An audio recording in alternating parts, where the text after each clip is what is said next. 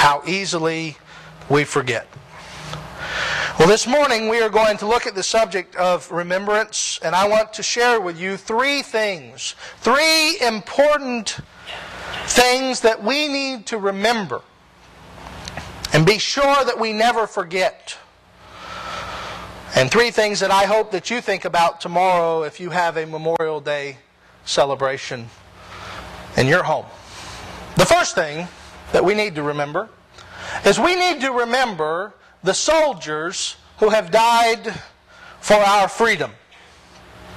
Amen? We need to remember the soldiers who have died for our freedom.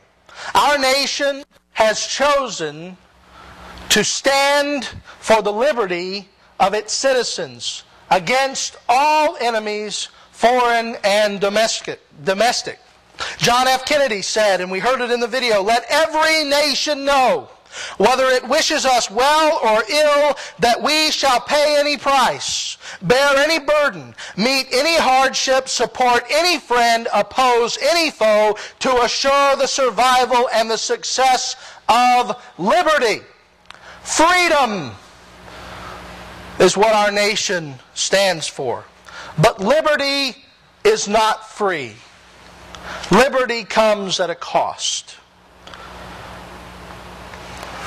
I did a little research in preparation for this sermon, and I found the listing of the amount of people who have died, American soldiers who have died in the wars that we have fought. In the Revolutionary War, over 4,000 soldiers lost their lives. In the Civil War, the bloodiest war in American history, 500,000, if you include both North and South, lost their lives.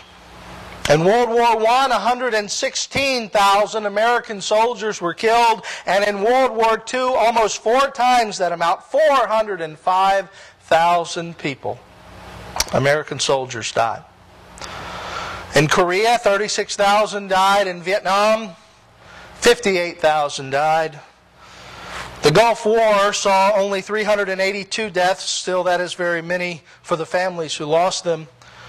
And our current war has seen over 4,000 soldiers' lives lost. And all, more than 1 million Americans, American soldiers, American servicemen and women have given their lives for their country. And each one of them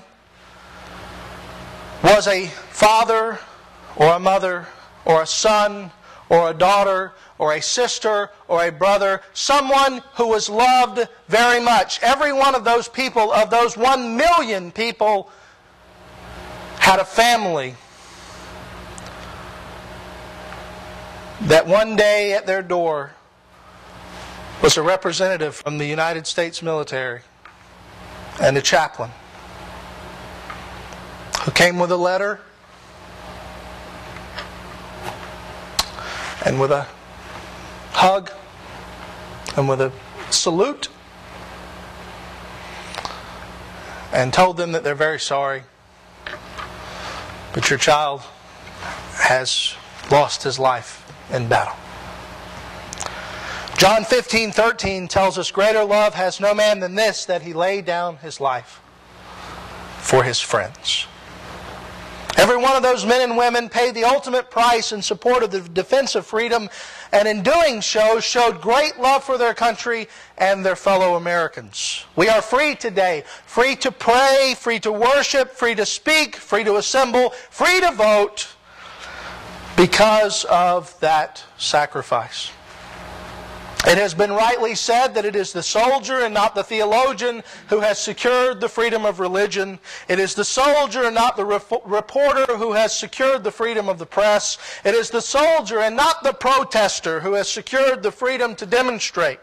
It is the soldier and not the judge or the lawyer who has secured our judicial system. It is the soldier and not the entrepreneur who has secured our economic opportunities. And it is the soldier whose coffin is draped in the flag who has secured the freedom of those who wish to burn it and trample it under their feet. We must never forget those who have given their lives for freedom. If we do, we will not remain a free people very long. Benjamin Franklin said, people who give up a little freedom to gain a little security deserve neither. And these people have decided to give their lives for freedom. And for that they ought to be remembered and honored. Romans 13, chapter 13 and verse 7 says, pay to all what is owed. Taxes to whom taxes are owed. Revenue to whom revenue is owed. Respect to whom respect is owed. And honor to whom honor is owed. And it is this day that we honor those who gave their lives for their country. So that is the first thing we need to remember this Memorial Day. The second